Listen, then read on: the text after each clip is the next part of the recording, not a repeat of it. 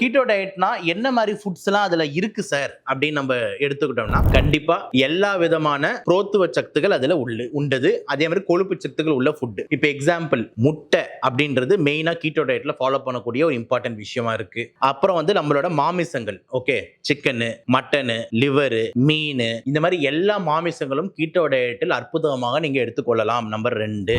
மூணாவது ஃபேட் சோர்ஸ்னு சொல்லக்கூடிய சீஸ், பால், பட்டரு, நெய், இது எல்லாமே அலவுடா இருக்கு. 4வது, நீங்க காய்கறி மட்டும் எடுத்துக்கிட்டீங்கன்னா அந்த காய்கறியிலும் ரொம்ப இம்பார்ட்டண்டா மாவு சத்து இல்லாத காய்கறியா இருக்கணும்ன்றது ரூலு.